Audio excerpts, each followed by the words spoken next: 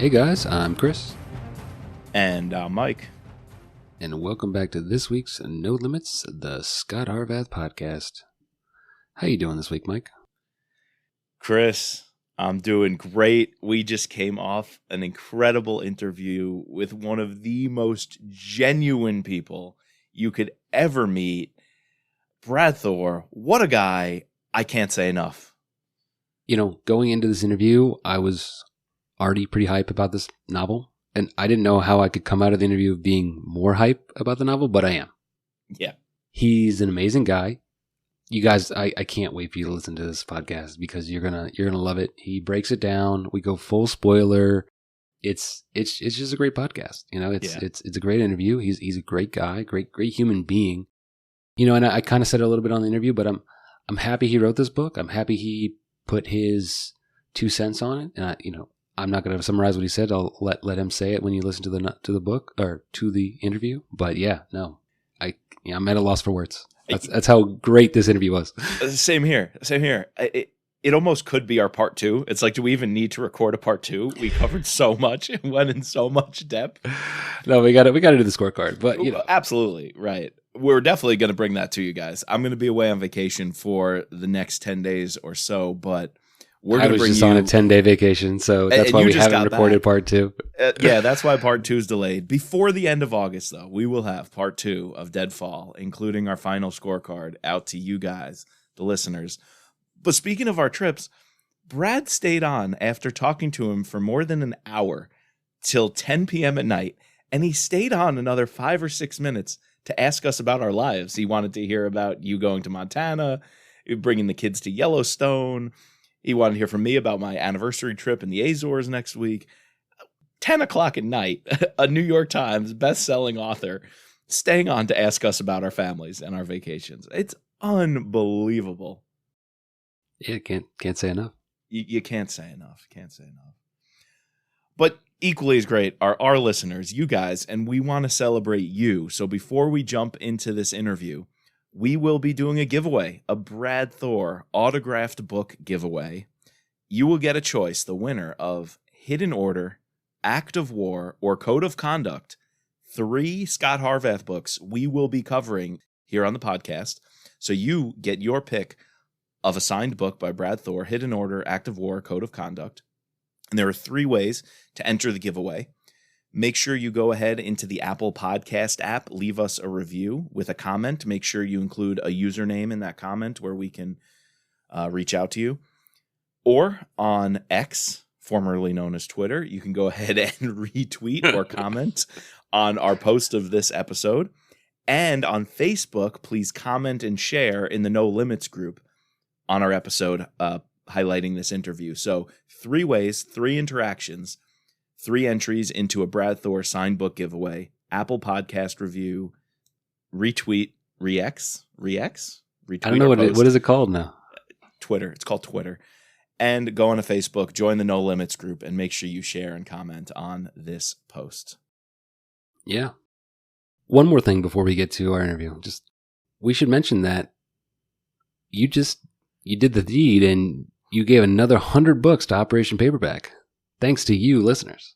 So glad our patrons are supporting us financially, what we do here on the podcast, and all of the surplus money is going back towards Operation Paperback. I was able to get 100 thriller books, various authors. I had everything.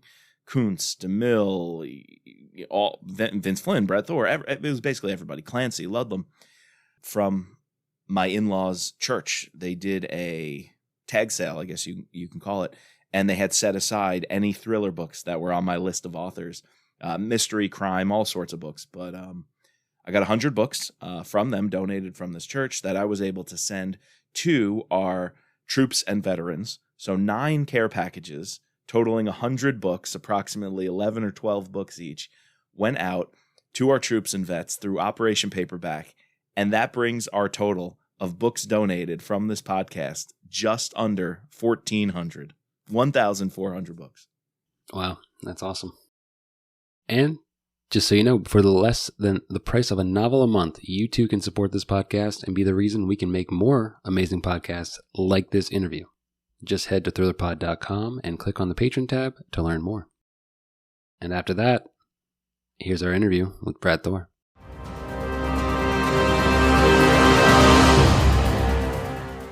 Today we welcome back a very special guest, author of this summer's blockbuster thriller, Deadfall. Welcome back to No Limits, the Scott Harvath podcast, Brad Thor. It's great to be back, you guys. Thanks for having me. Yes, welcome. Well, let me just kick it off with the question everybody's been waiting to hear from you. Barbie or Oppenheimer? I haven't seen either. I'm actually reading the Oppenheimer book, which is 721 pages. It's very long. Yeah. So, the one that I'm going to break cover for is Mission Impossible. So as soon as that one is out and available, then I'll rush to the theater. I do want to see Oppenheimer, but I saw an interview read an interview with Christopher Nolan recently that said, yeah, maybe I went a little bit overboard on the sound. And it kind of like my wife and my youngest saw it in IMAX. And Nolan was saying, yeah, there is some mumbling in the movie and you can't hear it. And I'm like, maybe I want to watch it at home on my own big screen when it streams, in a month or whenever it is going to be released. So yeah, I haven't seen either of those movies.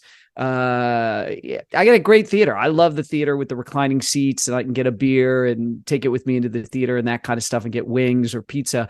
But no, I have not gone out. And in fact, I've been, promoting my new book. It came out. So I've really been just kind of covered up with media. So good question. I'm sorry I don't have a better answer for you than that. No worries. It was just neither. A joke. Just a joke. All right. What about this one? In a cage match, who would win, Elon Musk or Mark Zuckerberg? You know what? I hope it's Zuckerberg because I can't stand Elon Musk. That I heard somebody once say that he puts the ass in Asperger's. Yes. I'd hate to be that guy's neighbor with the damn X on top of the building and all that kind of stuff. And, I'm kind of tired of hearing from him. There's a handful of those really wealthy guys that just pop ooff about everything. And yeah, I'd hate to be one of his shareholders. I'll tell you that much. And he's really driven Twitter into the ground, which is a shame because it was never perfect, but I think he's made it worse. So I'm putting my money on Zuckerberg. Plus, have you seen what shape Zuckerberg's in? It's crazy. Yeah. He's doing 4,000 calories a day to keep his muscle mass up. Oh, it's amazing. He's going to whoop that jackass's ass. So I'm looking forward to that fight. I'd go to Vegas for that. There you go. That's great. You do a little promotion while you're there. Hand out copies of Deadfall. That's it. Sign books in the lobby. The whole deal. Well, Deadfall, Brad, incredible book. Chris and I on this podcast, we nitpick everything. We're going through right down to the cover. You guys did an emergency episode where you're like, what the hell is with this cover? I listened to it.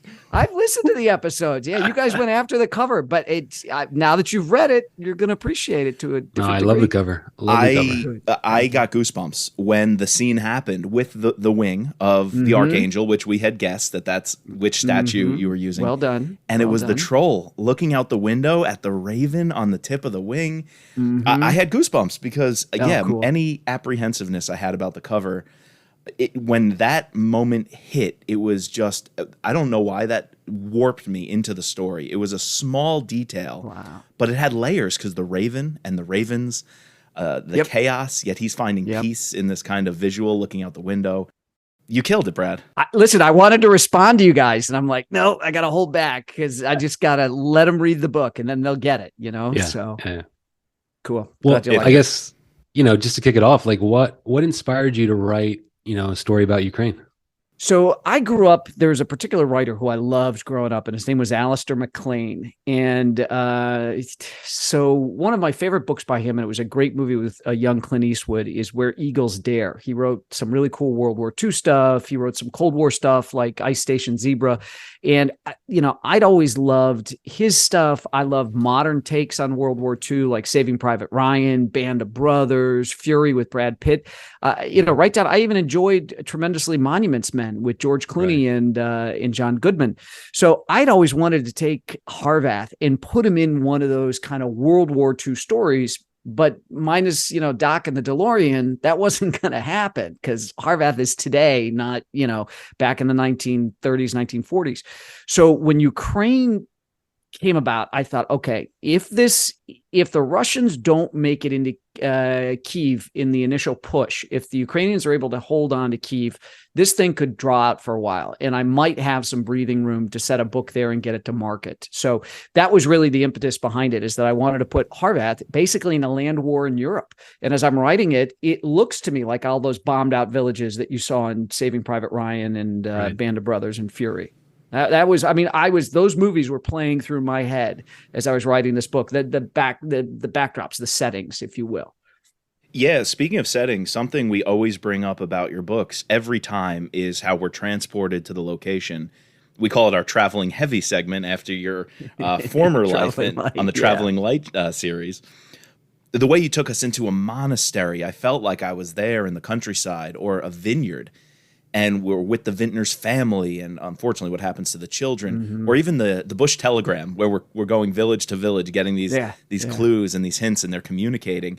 It felt like guerrilla warfare mixed in with, and then there were some urban scenes, it almost felt like, in those little towns where they're hiding behind buildings, and he sets the trap with the armored convoy. Yep. What was your favorite location to write? And then similarly, because it goes with that, your favorite action scene that you put in the book? Boy, that's great. Great question. It's funny because the first scene where you see Harvath, chapter 1. So there's the prologue with Anna Royko in the orphanage where the Ravens show up.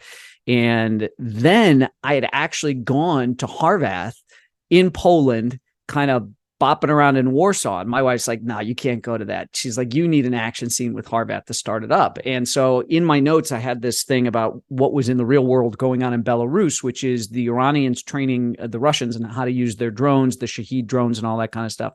So that scene I put in after the fact, because my wife's like, yeah, you need an action scene right up front here. So that's why I did that with chapter 1 with Harvath, and he got to see his team. And a couple of the guys on Harvath's team are based on guys I know, and they get all pissy if they don't see themselves in the book. You know what I mean? So I gotta take care of the boys and put them in. So, I really liked but each scene was different. Each scene kind of scratched a different itch for me, if you will, played upon, like Harvath goes all the way to Kyiv, and then he goes on to Kharkiv, and he's supposed to be meeting with what he thinks is a Ukrainian intelligence officer, and it's not. It is actually a Russian that is swapped in. And so that whole thing in the dacha, and when the guy jumps through the window on fire, that was like my Jason, like Friday the 13th kind of thing, that you just think it's gone, and the dude just jumps through the window, out of the window outside. So that was fun. I really liked having Harvath in the APC on the 50 cal and just raking the target with all those rounds. It's interesting because Ukraine is the first. There was stuff in Afghanistan and stuff in Iraq where there were video and stuff like that, but that's like organized U.S. military. There's stuff that they don't want their guys doing. They don't want guys feeding out live footage of combat and all that kind of stuff. But Ukraine's a different story. So you see a lot of these Western guys that are joining the International Legion, and their GoPros are running all the time. So for me as a writer, it was amazing how much stuff I got to see, so that when I wanted to capture some firefights or some house to house stuff, I could actually look at video on YouTube. It was amazing, and get inspiration and watch. And there were a couple things I saw where guys are like, it's here, we're in the right place. They're looking at the grids on their map, and they're like, yeah, this is exactly where we're supposed to be, but nothing's here. So that kind of war is, fog of war, and things get screwed up, and logistics and getting, supplies around. So each one of those action scenes I really, really enjoyed. Whether it was taking out the Ravens as they were coming by that convent. Oh yeah. The big scene at the end where, it's kind of a bookend from the beginning with the claymores. So you've got the claymores in the beginning in Belarus, you've got the claymores at the end. Each one right down to where the fake the Russians posing as Ukrainian soldiers had like a roadblock, and Harvath had to the checkpoint. So all that stuff was fun to write, because each one of those is something I could see happening in Band of Brothers. You know what I mean? Right. Each one of those scenarios. And it's funny because when I sat down, I was like, whoa, most of this happens over 24 hours for Harbath. Yeah, the book happens. Yeah. I mean, it's a really long day for him from, having his train attacked to, ending up figuring out where Anna is and going in there and getting her out.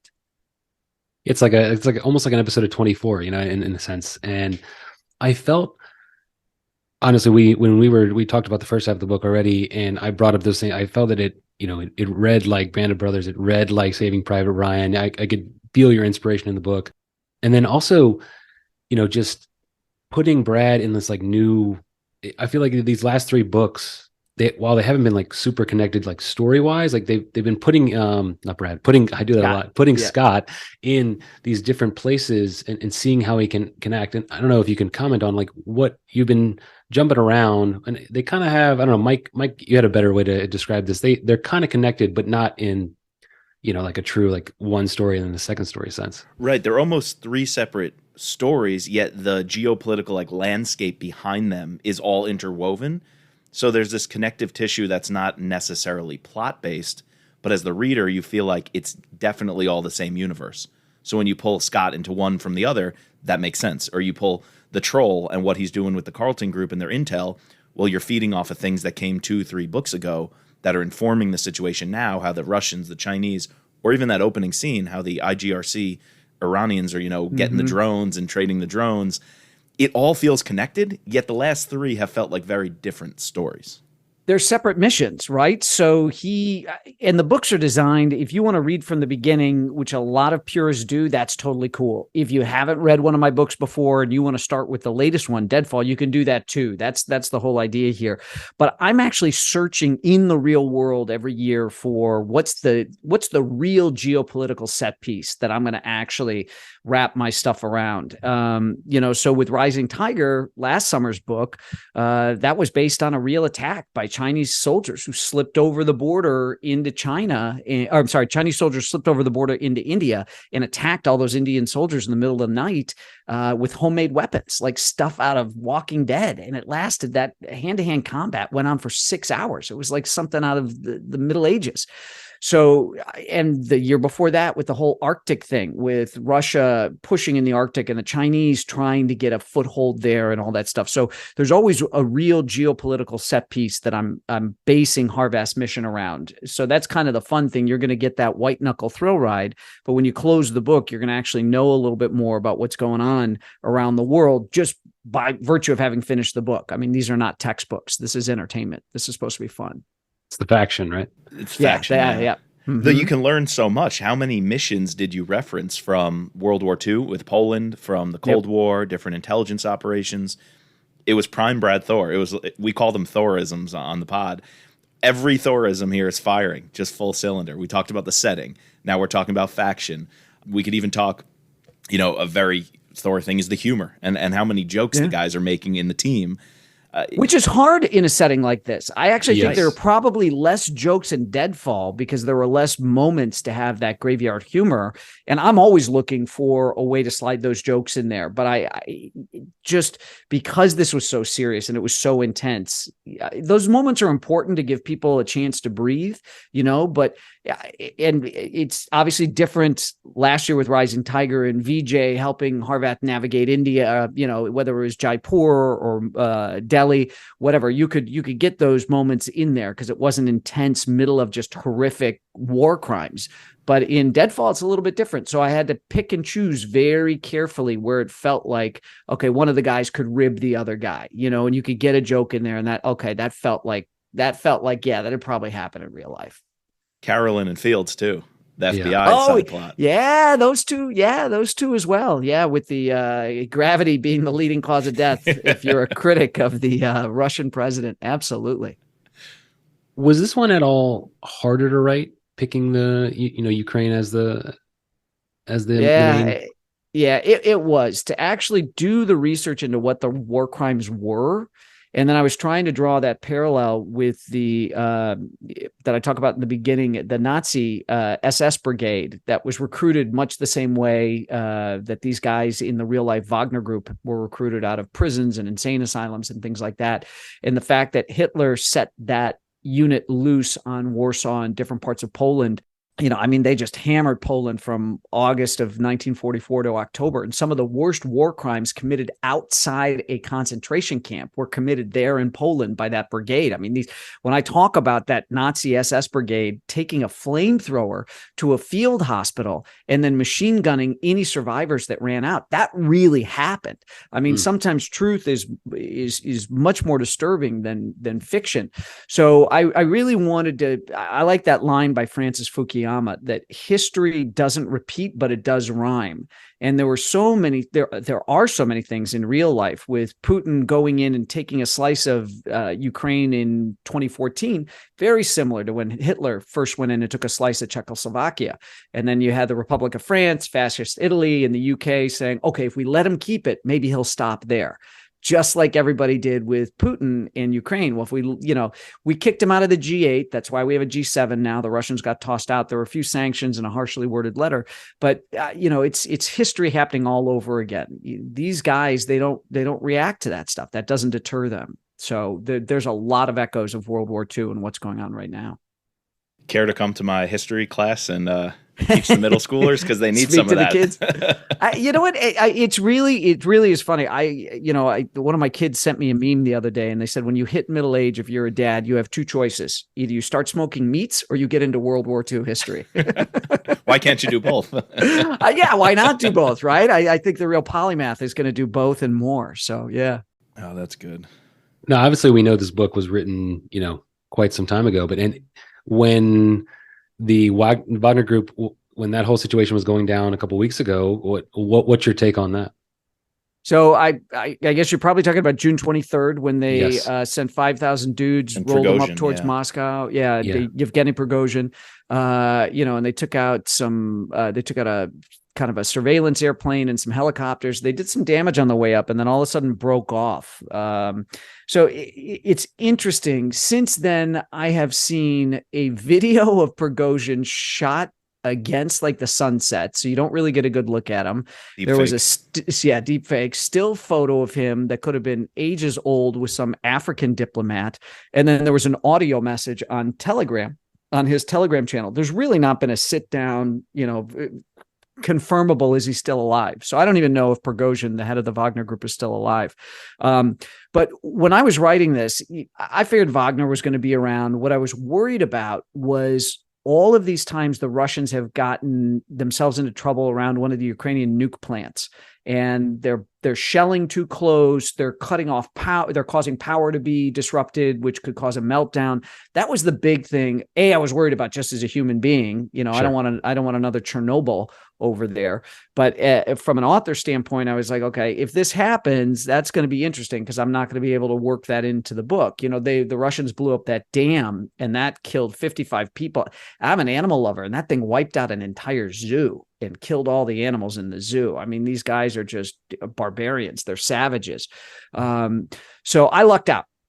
It's the first time I've ever written something kind of concurrent with real events, running real time with my writing and stuff like that. But it did work. And listen, I want to create a book that you could pick up 10 years from now and still have that really cool Band of Brothers, Saving Private Ryan kind of experience. It's real interesting you talk about that, because I remember a few weeks back, because we're getting ready to cover Code Red. We also have the Mitch Rapp podcast. The last Kyle Mills. Right. Yeah. Last one, the transition. We have to cover all that. But I saw a tweet by Kyle that he was making some last minute edits based on what was going on with the Wagner Group and Prigozhin. And I think your setting is a little easier because you've already set up Peshkov, so you don't have to have a Putin. He's been around. Right. And you have the Ravens as this kind of split group. This is wing of who left They've Wagner. gone AWOL. Exactly. Yeah, exactly. They're just roaming around, just marauding through. They're not even part of Wagner anymore. They're not taking any direction from Wagner. So, yeah, these are very bad lone gunslingers. In some ways, that maybe makes it easier for the book to age and for you to write it. But it also gave you that creativity to kind of do some crazy stuff. This is a heavy, heavy book in terms of psyche and psychology. Some of the things that you have to describe with the nuns and the nunnery and the children being taken and the father who was disabled and what happened to them. Yeah. A lot of Holy that cow. happened in World War II. You know, Yeah. it's funny. I didn't have to cast about for creative inspiration. It was, what do I leave out? Right. You know, what do I not put in? I mean, there were some things where I was like, yeah, I'm not going that far. But this stuff, what can happen in war with bad actors who don't, subscribe to the Geneva and Hague Conventions and actually intentionally target civilians. It's terrible, and that's been happening since the very beginning in Ukraine. It's horrific what the Russians have done there. Yeah. So I guess transitioning a little bit to some of the new characters that you brought to us. You mentioned earlier that you always have to get some of your guys you write about, but we also have like a new team in this band of Americans and British over there helping. Can you speak a little bit about Hookah, Jax, Kruger, and Biscuit, and what inspired you to write about them? Yeah, so I read a lot of articles and watched videos of people who were interviewed who had joined Ukraine's International Legion, and I thought that was really interesting. So in real life in the United States, we've been hacked. Some of our most sensitive databases when it comes to special operations personnel, intelligence personnel have been hacked by the Chinese. So there's stuff that you wouldn't think is that big of a deal. But so the Office of Personnel Management, which is where the SF-86s are filed, which are these forms that it's how you get your top secret clearance. You've had major insurance companies hacked. IRS has been hacked. So anyway, once you've hacked these places and you pulled the data out of all these spots, you can start connecting dots.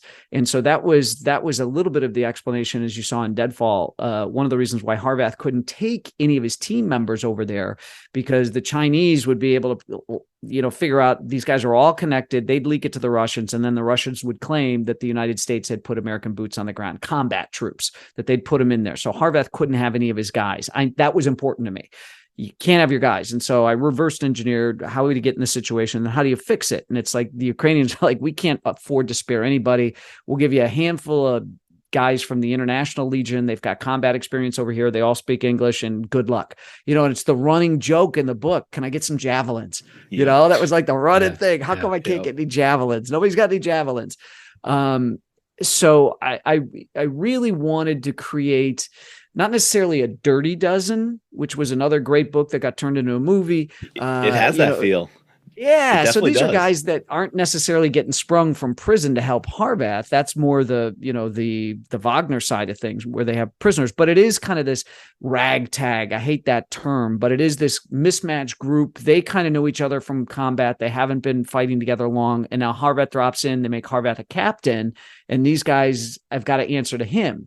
And there's a whole thing. Harvath shows up. He's like, okay, where's all the gear and equipment? They're like, what gear and equipment? And so it's just constant one thing after another, which is very, very common in a theater of war that, the snafu, situation normal, all fucked up. Pardon my French. We're going to get the explicit rating right out of the Carolyn gates. Wouldn't be happy. Carolyn wouldn't be happy with your language. What's funny? I got interviewed by a journalist who's ex-FBI, and he said, man, he goes, and he's in his, I'd say John is probably in his 50s. And he's like, that Carolyn guy, he's like, I knew that guy. I knew that guy in multiple forms, that were really kind of almost, too young to have been there when Hoover was there, but still were very, buttoned down, straight lace, no swearing, that kind of a thing. The old guard. So yeah, old guard. Exactly. Yeah. You mentioned dropping Harvath in here. I was wondering, why is he here and why is he going solo across the countryside, essentially? And I was wondering, even before the book came out, how were you going to give me a reason to buy that he was sent there and he was just tracking down a group in the countryside, essentially by himself until he meets his team? But I bought it hook, line, and sinker when you had the OPM hack and how he can't bring his own team because then it would look like the U.S. military authorized it. And even Nicholas explaining this gave me more of the reason to buy in, because basically when Nicholas breaks down the data, when he analyzes something, there's no holes. It's watertight. And so you had me hook, line, and sinker. But I want to talk about Nicholas for a second. Sure. He was he played an important role. And I like to see, while Scott's on the op and he's in the field, Nicholas is doing what Nicholas does, helping the GUR and doing the intel.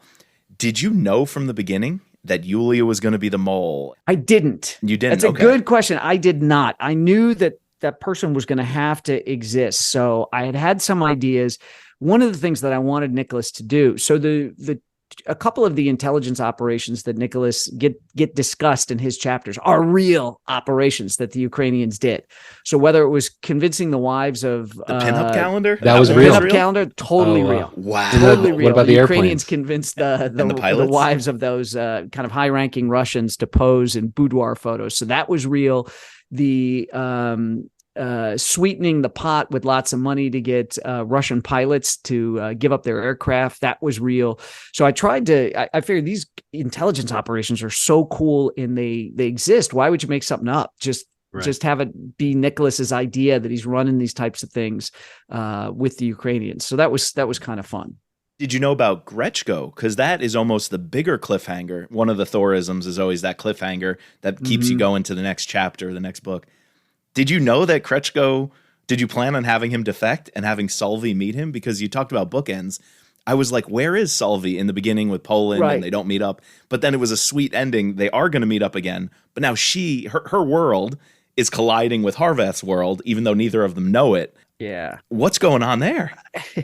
So I've watched some interesting things politically, and I'm not going to go political here, but I've seen some politicians spend time with people who are just abject morons who get a politician's ear because they've got too much money, whatever, just because you're successful in, what's the John Candy character from, he was the shower curtain ring salesman, just because you've made a fortune selling shower curtain rings doesn't mean you should be telling a politician how to pass laws or to form domestic or international policy. So when that jackass was telling Peshkov, here's what you ought to do, and blah, blah, blah, blah, blah, because that whole thing about the Black Sea, about Turkey controlling entrance and exit from it is totally legit. It's totally true.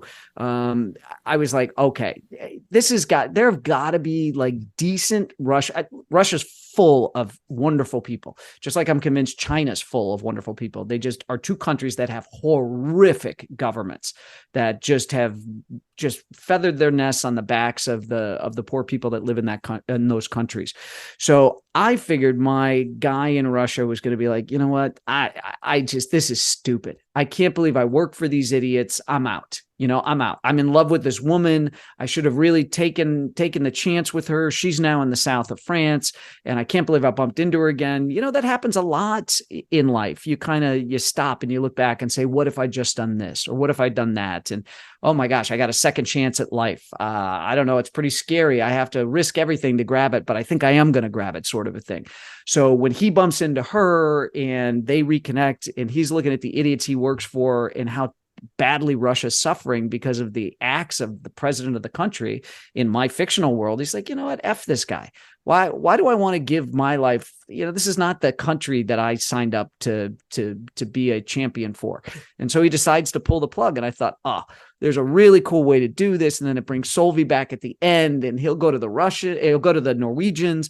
And so, yeah, it did allow me to bookend it and bring Solvay back and give her a little thing. And that grocery store where they do that place really exists. And it's just kind of really neat. So that was fun to do. And that is that connective tissue. Right. Because the Norway-Russia border was huge in black ice. So that's coming back into play. The Black Sea stuff with Turkey controlling the Dardanelles and everything made me think of Rising Tiger with the Belt and Road Initiative and how China maybe has less influence in that region if players like Turkey are propped up and if they're on the right side. So it's little scenes like that make me feel these books are working together, as we said before, even though they're plot-wise very different. So cool. Thanks for sharing that. You're welcome. I wanted to ask you a little bit more about the title. I don't know if I like the title. It's cool, but what were you going for with Deadfall? So I'm 23 books in. It is tough to get titles. Okay. I know guys that like copy. I know of authors. Let me say, Ask ChatGPT.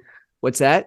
Ask ChatGPT. You know what? I've tried ChatGPT. I've goofed around on it. It is the most unhelpful, uninspired, robotic. I am not worried about ChatGPT taking my job because the stuff it turns out is just crap. I've asked it just for fun. I've been like, because all my friends who are not writers are like, ChatGPT, is that good for you? And I'm like, I've asked it to spit out a plot for a novel and stuff, for a spy novel, counterterrorism novel, and it's so tropey. It's so not even mid-listy. It's below mid-list. It's it's just terrible. It's like So there's no romance novels. spark. Yeah, there's no ingenuity, there's no passion, there's no life or creativity in ChatGPT, and it gets reflected in what it spits back out.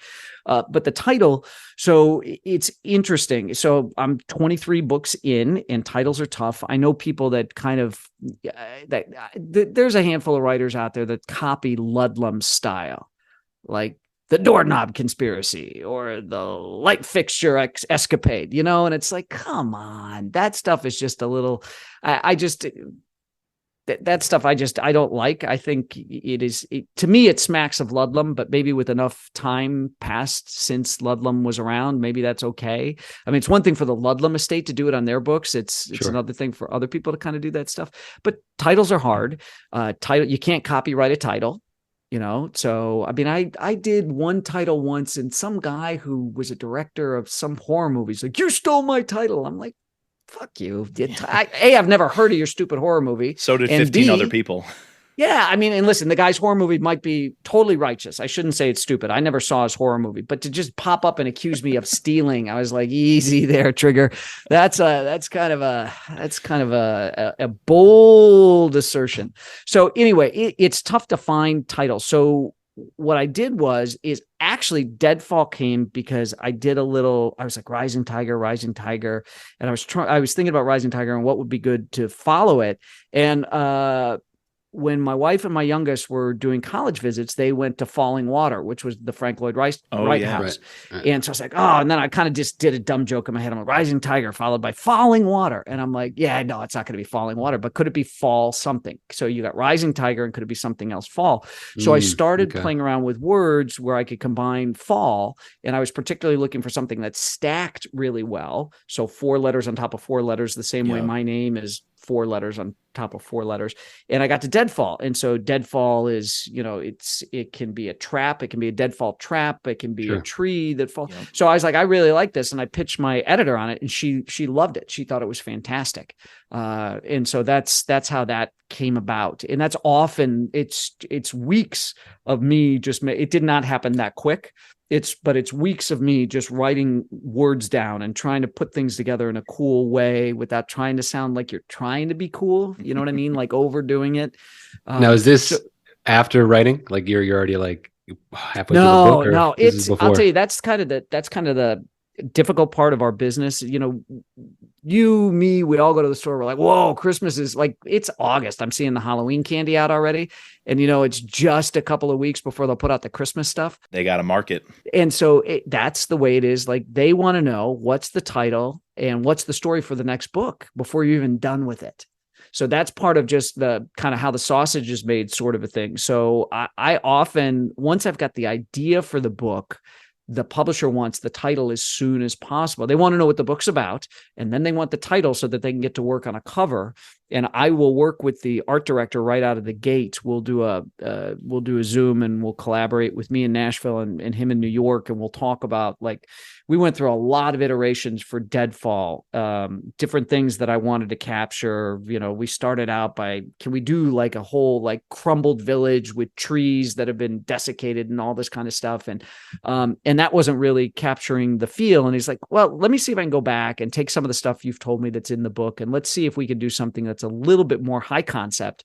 And that's how we came up with the wing with the raven on it, which again, it might not make sense. It probably doesn't make sense to most people. You guys were actually pretty smart when you did your emergency podcast episode, and you had dug into it and you figured out the art and all that kind of stuff. So that was actually pretty the altarpiece. Impressive. I remember reading on that episode an article about the altarpiece hidden in a basement and split up, and there it was. That's exactly. So you guys probably found similar articles to what I was using as research, because there's all this UNESCO stuff out there. There's listen, one of my favorite books is All the Light We Cannot See, and it was a Pulitzer Prize winner, and all about the blind girl whose dad worked at the Louvre in Paris, and they were trying to pack up the Louvre before the Nazis got there. And again, Monuments Men with George Clooney and John Goodman about trying to recover the art. Even down to Indiana Jones. I mean, it was funny. I just saw the Dial of Destiny several weeks ago, and it opens up with Indiana Jones at this like Nazi castle, and the Nazi castle, they're like loading up all the art that they had looted. Yeah. So that's a very big thing. And that's part of genocide. It's part. And so it is something that in the real world, Putin is actively doing, is trying to steal the art out of Ukraine, because that's a cultural genocide. Yeah. Right. Yeah. And it erases their culture. Same thing with stealing the kids and saying, oh, we're just trying to help them. It's not, it's bullshit. They're trying to, they are pulling the kids out. They're going to raise them as Russians and make them forget that they were ever Ukrainians. Right. So this, like Crimea. Yeah. It's bad stuff.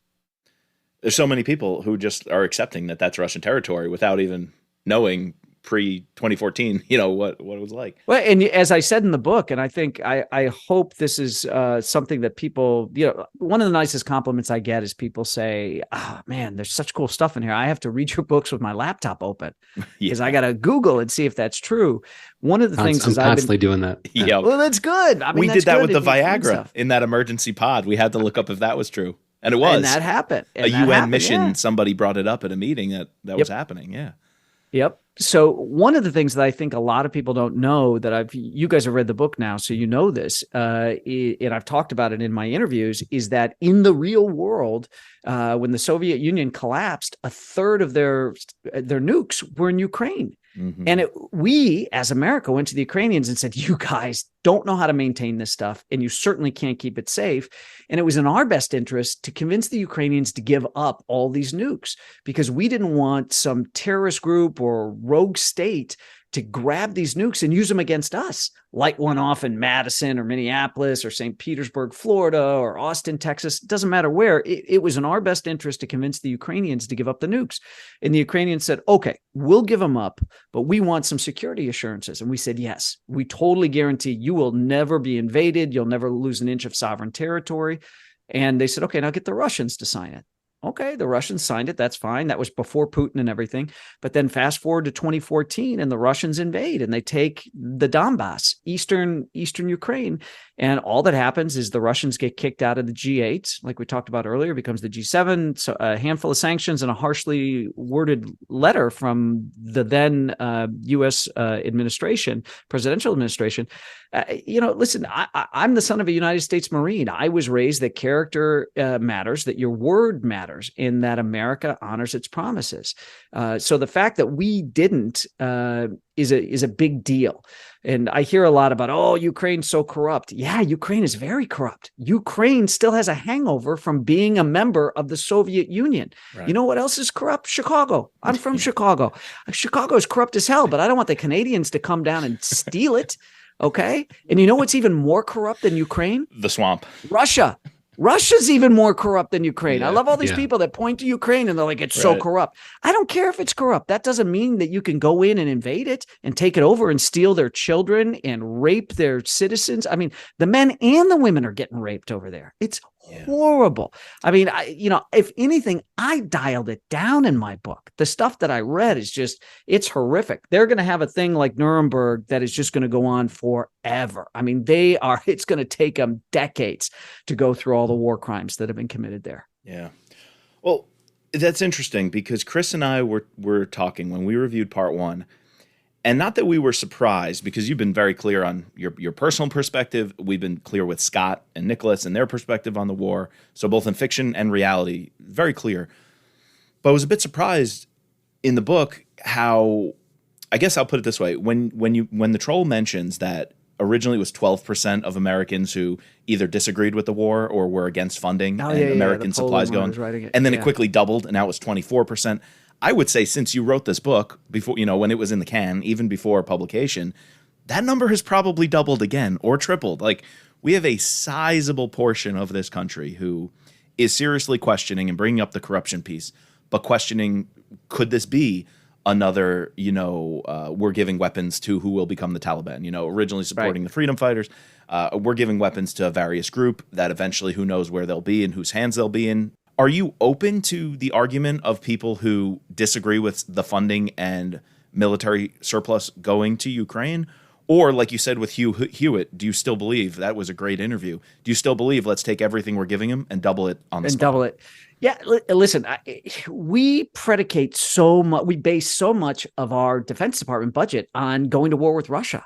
This has been an unbelievably eye-opening experience for the United States military, for the Pentagon. We now realize Russia is so hollowed out because it's a kleptocracy, and their military is so hollowed out that we don't need to fear them the way we once did. It is going to change our budgeting so that we can place the attention on China, which is a near peer power, which is a lot more threatening to us. We are falling behind in how many surface ships we have for our Navy, all this kind of stuff. So there's the Aleutian Islands. They just went right next to the Aleutian Islands the Russians 2 days ago. Yeah, with the Russians. With the Russians, yeah. And we sent one Coast Guard ship or something like that the first time, and yeah. So they backed off when we, when we told them. So it's on top of the Russian military getting hollowed out in Ukraine, which I think is great. And I'm going to contradict myself at the end of this because there's a moral argument that takes precedence over all of this. We are learning so much about our weapon systems. We have fielded stuff in Ukraine that has not seen active combat, and we're learning a ton about how it works. And in fact, there's a French defense manufacturer that makes a shoulder-fired rocket that had said, yeah, we're retiring this. They retired it. They're like, this is never going to be used in modern combat again. And they went, oh my God, we're bringing it back. We're firing the conveyor belts and the plants up. We're bringing this particular shoulder fire rocket back. So we are gathering incredible real-time intel on our weapon systems. The Russian military is just losing again and again and again. Now that's that. The flip side of that is the moral side. Okay. There are Russian kids who are losing their dads. There are Russian mothers who are losing their sons. There are Russian wives losing their husbands. And the same thing can be said on the Ukrainian side. From a moral standpoint, we should all, and I am one of those people who should want to see this conflict ended as quickly as possible. That is the correct and moral position to have on this. So in my estimation, back to now Hugh Hewitt and your question about my talk with Hugh, is if you believe that the morally right thing to do is to end this as quickly as possible, we should be giving the Ukrainians everything they need to kick the shit out of the Russians, because that's the only way that Putin is going to stop, is if he has no choice. And he's threatened. But now back to Prigozhin and Wagner going up towards Moscow. I think Prigozhin probably thought he had a lot more people on the inside at the Kremlin who were going to back him in a coup attempt. And then they were like, yeah, on second thought. Yeah, sorry, bro.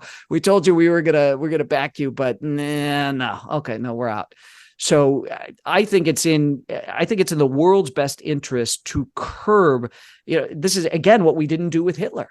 And we saw where that led after he took Czechoslovakia. And so I think there's a real solid case here to be made for trying to end this in favor of Ukraine as quickly as possible. And that's why I come back to people, oh, it's so corrupt. Yeah, again, it's corrupt. I get it. Russia's more corrupt. And Ukraine has been inching towards being less corrupt. I know people that were over there teaching them how to improve their justice system, how to run proper elections, and how to improve their rule of law. It's baby steps. But what's great is if Ukraine can pull this out, it is such a message to other countries around the world. There's a reason that the Chinese hate the Taiwanese. No autocrat wants a freedom-loving democracy on their doorstep. They just don't. It's one of the reasons China doesn't like India. It's a threat to you if you're a dictator or an autocrat. Very Clears well it up. Yeah. No, I don't know. I appreciate you saying this in your book. Like, I felt like it needed to be said, and yeah, that's one of the reasons why I really enjoy this novel. Well, and the other side of this is the Chinese would love to see us drag it out over there and deplete our stockpiles. I mean, so our enemy China would like us and the Russians to be dragging it out. It's not good. We should not want to see any more people dying, Russian or Ukrainian. And at the end of the day, you know what? This argument, they're corrupt, I'm sorry. It's one of the, so they deserve to be invaded. So again, like Chicago, Canada can come down, let the Canadians try and take Chicago. I'd like to see that. But it's like, you know what? No, this is a sovereign nation. And you guys read in the book where I talk about Putin wasn't so freaked out about Scandinavia that he doubled his troop strength up there with their NATO membership and inching closer to NATO. Why not Finland? It's bullshit. Yeah. The Nazis, the whole thing. Yeah. Okay. And their Jewish president's a secret Nazi. That stuff is just garbage. Putin wants to stitch together the old Russian Empire. This is his legacy. This is why dictators, autocrats are so dangerous, because they are not answerable to the people they're supposed to be serving. So when Putin gets this idea that he wants to, get the band fully back together, there is a phrase that is used that you can never reunite the Russian Empire without Ukraine as part of its beating heart. So I'm butchering the phrase, but there is this phrase. There's this real belief that nothing else Putin would do would matter if he can't get Ukraine. It's so highly symbolic. So, but they're a free and independent nation. They should be allowed to remain such. And here's the other thing. We promised them we would never let them lose an inch of territory. Right. We need to live up to our word. That's who we are as Americans. And you can not like Zelensky. You can not like all the stuff going on, blah, blah, blah, blah, blah. But we promised these guys, and we need to live up to our promises. And if we don't, then you know what? Nobody's ever going to trust us on anything. And that's bad for the country, no matter where you stand on the issue.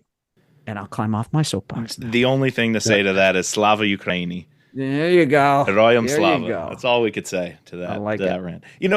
Just while we're on it, and a Conspiracy final theories. thing to close with, we got to ask you about some conspiracy theories here. Okay. Because you got the Commodore Yacht Club, which clearly, in my mind, living in D.C., goes to Pizzagate. Yes. I live a block away, or excuse me, I work a block away from the pizza restaurant, and as a middle schooler, almost didn't all know our that. families, almost I all the didn't know families go to Comet Ping Pong. And here's the funny thing, right? You know how, like the Commodore Yacht Club, there's a strain of truth to something, and it's that strain that gets manipulated. Yeah. There is a back room, and it's kind of weird if you don't know the restaurant. It's hidden by a curtain because the bar scene is very loud, but it's also a family establishment in a residential neighborhood. There's a curtain. You pull the curtain over. You go down steps. It's almost like, it feels like a warehouse kind of basement, but they have ping pong tables. So all the kids hang out down there as the parents are at the bar, but it's totally normal. And there's a couple of dads playing ping pong with the kids. But there is this like element when Pizzagate came out and a dude showed up with a gun there, and it was some of the families in my school who were affected by that. Ooh, I'm sorry. Yeah, it was tough, but I'm like, holy shit, I could see where these people take a strange thing, which is a dark basement with ping pong tables with kids playing. And it's just like they run with this idea. I'm like, no, that's a normal restaurant. I go there, my kids, my students go there. Wow. Yet this thing happens and a shooter comes in. I'm like, these conspiracy nuts, they got to go. But give us a good one. What is a conspiracy that it tickles your fancy, that not that you believe in, but that you like reading up on?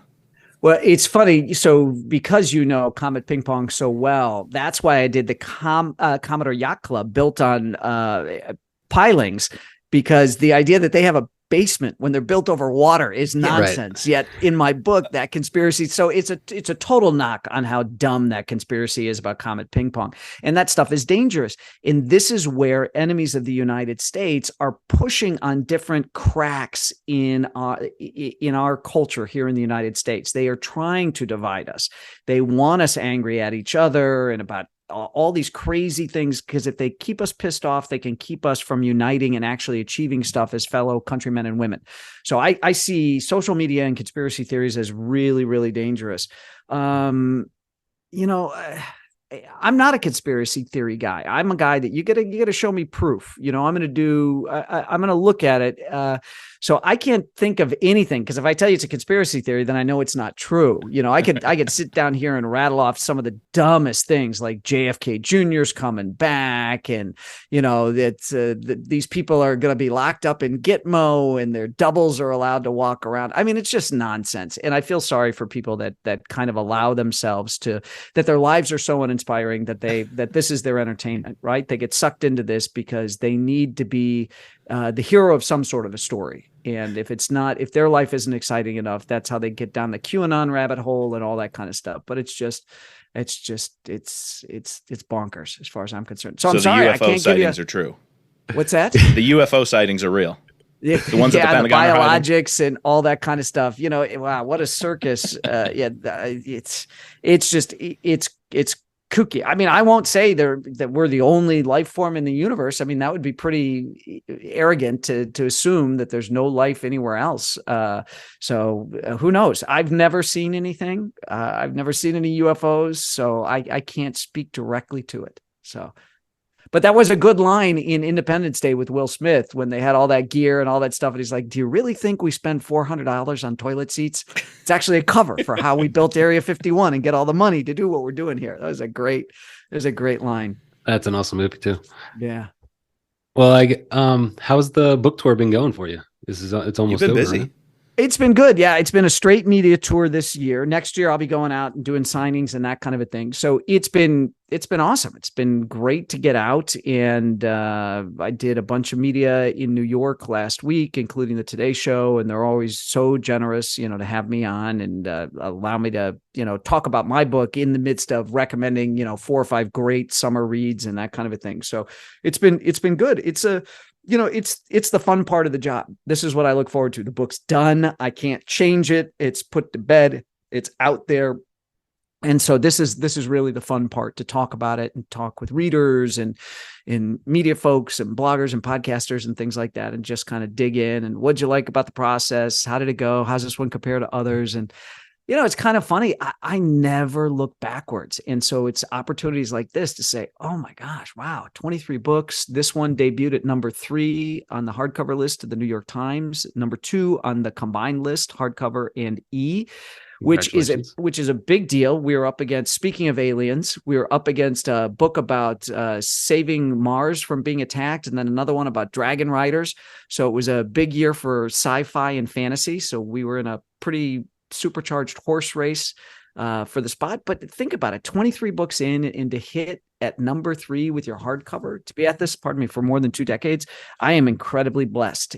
And where I am most blessed is that I have the best readers in the world, because I love the folks at my publishing house. They're awesome. I dedicated the book to my publicist, David Brown, who's awesome. But at the end of the day, I work for the readers. They are my employers, and they keep putting me back on the New York Times list every single year. And they leave, when they leave those 5 stars, that's my annual performance review. And I want my employers to be happy. I want to earn those reviews. And I work hard to do that every year.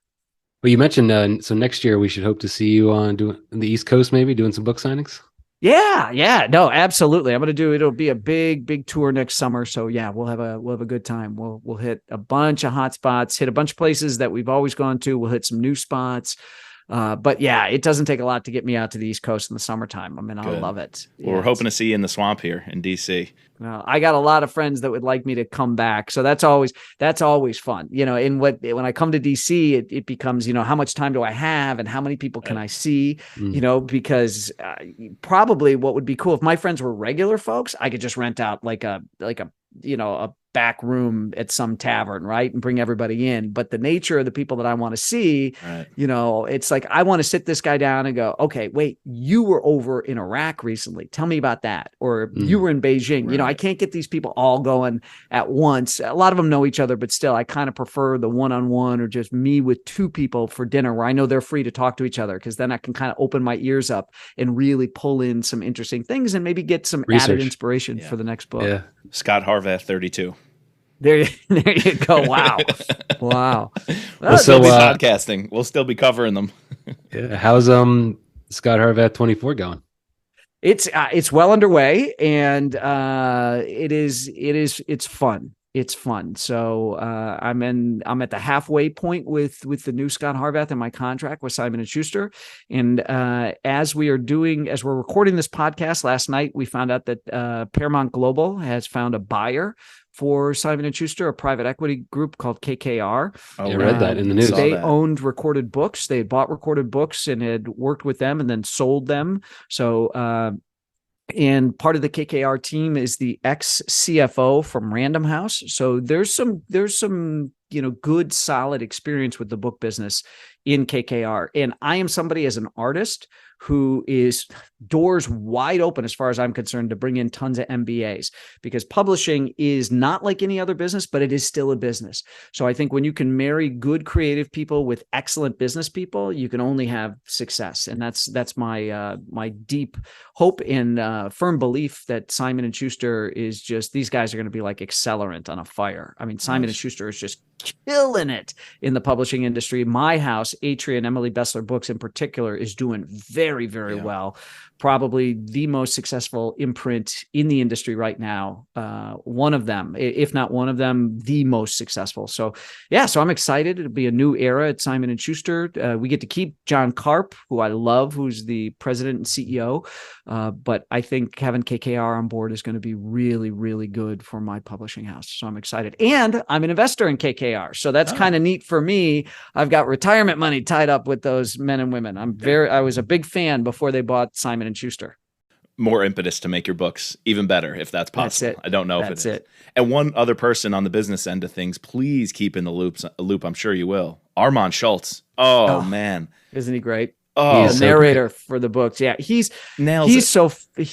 does such a good job. And so on social media, I've posted a couple of behind the scenes clips of him doing speaking parts to camera in the studio, talking about what he liked about Deadfall and what he likes about Scott Harvath and stuff. That.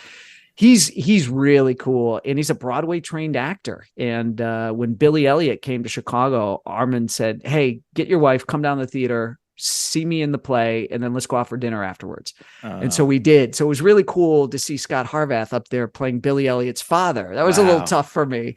The voice of Scott Harvath. I'll tell you one other funny story about Armand, because he does television commercials too. And a couple of years ago, I was cooking breakfast and I have a TV in my kitchen. I had the TV on, but my back was to it. And all of a sudden I heard Harvath asking me how my cholesterol was. And I was like, what? And I turned around and there's Armand with a white doctor's coat. And he's got this portal up that in Central Park where people can walk up and automatically see their cholesterol levels. So that was kind of a weird thing to be cooking breakfast and hear Scott Harvath inquire about my house. How's the Trolls cholesterol with all the wine and cheese and snacks? Oh, and the foie gras and all that kind of stuff. Yeah, that little guy is bulletproof. He is the risotto and the pizza Napoli. Yes, and the pizza too, and the Chianti. Yeah. And the Chianti, no, that was kind of fun, because there are, I actually researched that too. I'm like, what do people who have to go in and do office jobs and work late? Did they have to bring, a lunchbox with them, whatever? No, there's places open that do takeout, in Kyiv. So that was kind of cool. And I believe that Pizza Napoli, I actually think that's a real place. I'd have to go back and check my notes, because as long as I'm not I used a bunch of the stuff in Moscow was real. There's one that's not real, but the bar with the bras, that was there really is a bar. interesting. So there is a bar in Moscow with bras like that. So I use that as inspiration, but in the book, it is not that, because I didn't want to listen. I'm not afraid some bar in Moscow is going to get upset about what's in one of my books. I got bigger problems than Watch that. out for that gravity, that Russian gravity. Yeah, the gravity, exactly. But there is a bar that is popular that's got the bras hanging from the ceiling. And so, yeah, that bar does exist. I've never been there. I've heard a lot about it. But, I didn't want to use the real name of that bar and suggest that they're, pushing out bootleg booze and stuff like that, because I don't want to hurt anybody's business. But the bras and I've traveled, but, traveling light, before I did traveling light and me with a backpack, I've been to 1,000 bars with bras hanging from the ceiling. And to be honest, I kind of forgot that stuff still goes on, but it still goes on. So, yeah. What a lovely note to end on. So we can actually I'm going to get canceled now for talking about that. So let's call the time of death on Brad Thor's career. We've been canceled a ton on this podcast. Don't worry about it. Everyone who comes on gets canceled. Okay, great. The cancel cast. Well, we can't let you go unless we hear from you. How do you pronounce the Ukrainian bread? Oh, you guys are going to kill me on that, because I talked to a friend of mine. I can't pronounce it, to be honest with you. I cannot pronounce it. Palinitska. Yeah, I know somebody who grew up speaking Ukrainian. So I probably should have said, record it on your iPhone and send it to me. So when I get asked this question, I could actually press and you could hear it being spoken. But the fact I had to get it spelled right, obviously, for the book, that was the most important. But that actually is real. And you see shades of that in Saving Private Ryan, where they're yelling flash, thunder as a challenge and response as they're running up on other Allied soldiers, and they have to prove either I'm not a Nazi, or I'm making sure you guys are not a bunch of Nazis that I'm running up on. So that stuff has existed for a long, long time. So I thought that's really cool that Ukrainian peasant bread is actually a challenge and response kind of a scenario over there. That's a Thorism right there. Yeah. Finding the real items and working them into the books. Right down to Wolverine. They were really spray painting on the side of defeated Russian armor. Yeah. These guys had cans of white spray paint, and they were doing that. That's a Thorism right there. There you go. Well, thanks, Brad. We had a great time. Yes, Appreciate thank you you very coming much. back, and we can't wait to have you for the next book, and maybe even before then. All right. All the way to number 32 and beyond. So Let's thanks, go. guys. Keep it going. Yes. Thanks, Brad. Thank you, guys.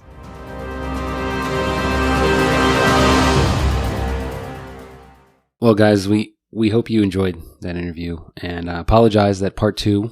I know you're dying to hear what we thought about the rest of the novel. It's going to be a little bit delayed, so we're going to put this one out first, probably, depending on if we can do some shenanigans with recording the next couple of days before Mike leaves on his vacation. But yeah, so that's what's next on here. Also, go ahead and start reading Blacklist. Is that the next Scott Harvath book we're covering? It is. Now, we are not going to get there until December, because listen to what we have to cover. December.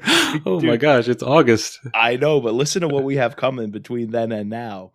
We want to get Fade out to the people, a tribute to Right. Kyle Mills. Got it. We want to Gotta have get Fade. Kyle and Don Bentley on the podcast. We then have Code Red coming out. That will be on the Mitch Rapp podcast. Friend of the pod, Ryan Steck, has agreed to come back and talk to us. And his new book, Lethal Range, the follow-up to Fields of Fire, is coming out. Actually, I think it came out last week from when you guys are listening to this. We've got Moscow X, David McCloskey. Like I said, we're covering Don Bentley, so we're going to go back to Target Acquired. I think that's in his Clancy series. We've got Sons of Valor 3 from Andrews and Wilson, more friends of the pod. Assassin's Mark, coming from Ward Larson in the Assassin series, the David Slayton series. And we've got all that until we get to Blacklist back here on the Scott Harvath podcast. So, Chris, you and I are going to be busy reading this fall. Yes, busy. All right, well, we have to thank our patrons, our special operator, Sherry F., our special agents, Daryl, Kevin, George, Ben, Matt, Dawn, Peggy, Ray, Bridget, and Mark. Please subscribe, rate, and review using your favorite podcasting platform. Give us that Apple rating if you want to be entered into that contest to win a signed copy. You can find us online at thrillerpod.com or on Twitter, X, and Instagram at thrillerpodcast. And as always, Slava Ukraini. Heroyam Slava.